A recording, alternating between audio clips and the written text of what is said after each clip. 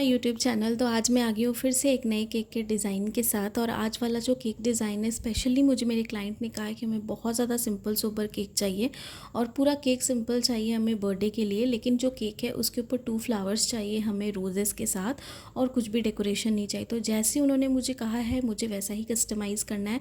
और साथ में केक की जो क्वान्टिटी है वो हम हाफ़ KG केक बना रहे हैं। तो हाफ़ KG के हिसाब से जो क्वान्टिटी है वो मैं आपको डिस्क्रिप्शन में दे दूँगी, आप वहाँ से जाके चेकआउट करिएगा। और जैसे हम ठंडा करके डीमोल्ड करते हैं और बाकी सारी चीज़ें करते हैं, वैसे ही हम करेंगे पूरे केक की।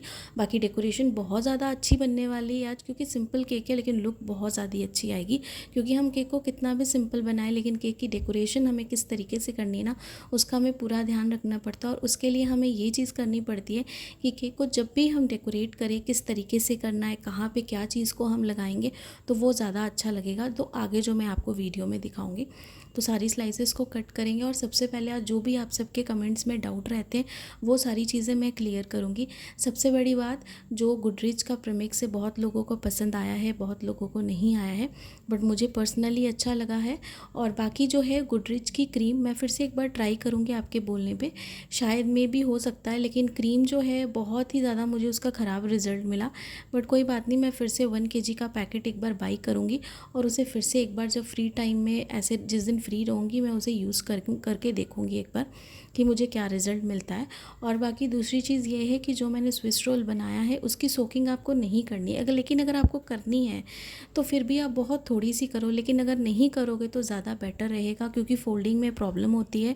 और ऊपर से स्विस रोल जो होता है काफ़ी ज़्यादा पतला होता है, और जब हम केक के ऊपर क्रीम लगाते हैं तो उसे फिर फोल्ड करना पड़ता है, तो बहुत सारी प्रॉब्लम्स आ जाती है। और स्विस रोल में केक की सोकिंग जो है, यानी कि शुगर सिरप की जो सोकिंग है, वो हम नहीं करते। हम क्या, कोई भी बेकरी वाले नहीं करते, हम अवॉइड करते, क्योंकि वो जो केक होता है ना, वो खाने में ऐसे ही अच्छा लगता है। और उस केक को हम थोड़ा ड्राई क्रीम के साथ ही जैसे बैलेंस करके बनाते हैं, वैसे ही हम उसे बेक करते हैं और डेकोरेशन करते हैं। तो उस केक को हमें वैसे ही बनाना चाहिए और वैसे ही वो खाने में अच्छा लगता है। और मार्केट में भी जो ऑलरेडी, और बेकरीज़ में जो आपको सेल मिलते हैं जितने भी स्विस रोल के, वो वैसे ही मिलते हैं, उन पर शुगर सिर्फ नहीं लगी होती है। बाकी जो बहुत लोकल बेकरीज़ है मे बी वो लगाते होंगे, लेकिन जो अच्छी बेकरीज़ है, स्टैंडर्ड बेकरीज़ है काफ़ी ज़्यादा, वो नहीं लगाती हैं। तो अगर आप नहीं भी लगाओगे तो केक आपका बहुत ज़्यादा सॉफ्ट रहेगा और सही रहेगा।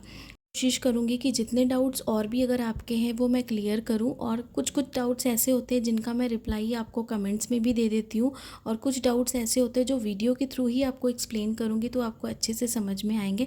बाकी बॉक्सेस और बहुत सारी चीज़ें मैं अपनी लोकल मार्केट से लेती हूँ और कुछ मैं ऑनलाइन परचेज़ करती हूँ। और आप में से अगर किसी को भी पर्सनली उनका कॉन्टैक्ट नंबर चाहिए, वो ऑल ओवर इंडिया में हर जगह भी डिलीवर करते हैं, तो आप मुझे जो इंस्टाग्राम है उस पर DM कर सकते हो, मैं आपको उनका डायरेक्ट नंबर दे दूँगी। आप उनसे डायरेक्ट अपने हिसाब से होलसेल प्राइस या रिटेल प्राइस में जो उनके चार्जेस हैं, आप उनसे डील कर सकते हो। तो आराम से आप भी घर बैठे जो भी ऑर्डर्स अगर आपको लेने हैं तो आप ले सकते हो।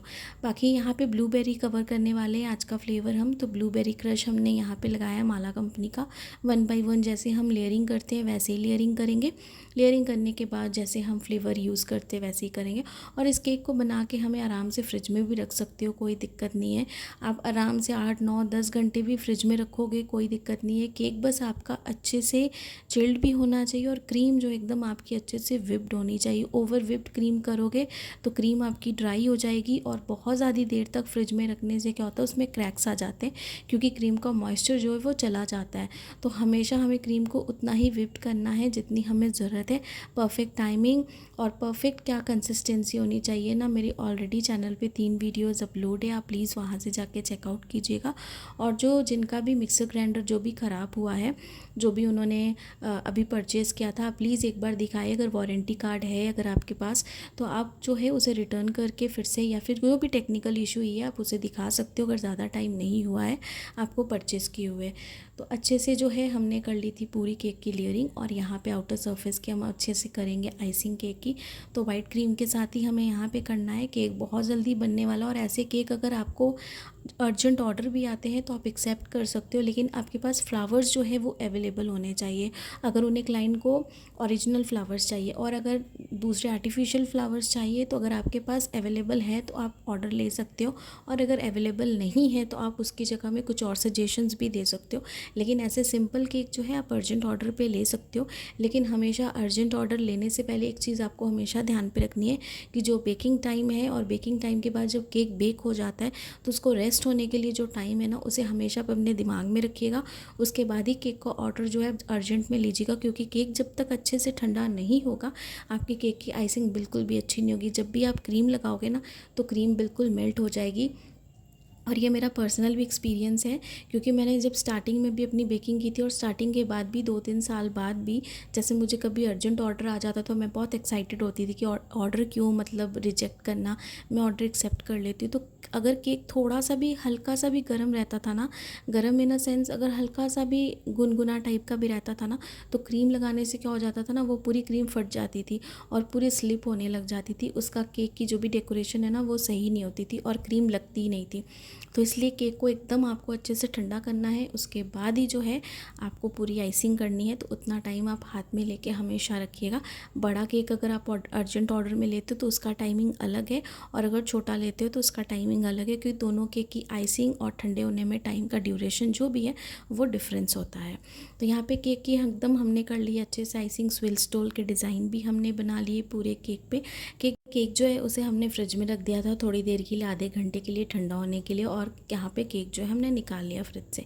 और यहाँ पे जो फ्लावर्स है मेरे पास, ये देखिए 2 फ्लावर्स 3 फ्लावर्स ऐसे, मुझे जो जितनी जगह है स्पेस है केक के उसके हिसाब से लगानी थी। तो फ्लावर्स मुझे जो कहे थे क्लाइंट ने मैंने वही लगाए। लेकिन इसके पेटल्स को अगर आप देखो किस तरीके से मैंने ओपन किया है, तो इस तरीके से इसे मैंने ओपन करके ना एक साइड पर लगाया। सिर्फ सिंपल ऐसे ही फ्लावर नहीं लगा दिया मैंने, थोड़े से पेटल्स को ओपन करके लगाया ताकि लुक अच्छी आए, क्योंकि केक को बहुत ज़्यादा सिंपल हमें बनाना था जैसे क्लाइंट ने कहा था हमें। और केक की हाइट भी छोटी थी, हाफ केजी का केक था, कोई टॉल केक नहीं था कि अगर हाइट कम है तो टॉल हाइटेड केक हो तो हम डेकोरेशन ज़्यादा करें, ऐसा कुछ नहीं था। तो यहाँ पे मैंने बहुत अच्छे तरीके से ना एक साइड पे 2 फ्लावर लगाए, तो आप देखो कितने अच्छे से लगाए हैं मैंने।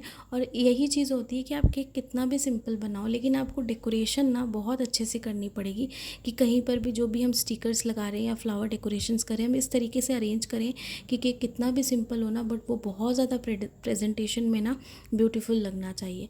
फ्रंट पे मैंने यहाँ पे आज कॉइन वाला लगाया बर्थडे टैग। आप चाहो तो आपके पास जो बर्थडे टैग दूसरा भी वैरायटी का हो आप वो भी यूज़ कर सकते हो, पर मैं आपको पता है सारी चीज़ें कलर कॉम्बिनेशन सारी चीज़ें देख के ही केक को हमेशा डेकोरेट करती हूँ। तो मैंने यहाँ पे आज कॉइन वाला लगाया कि केक बहुत सिंपल है, आप कोई भी तरह का केक टॉपर जो है वो लगा सकते हो।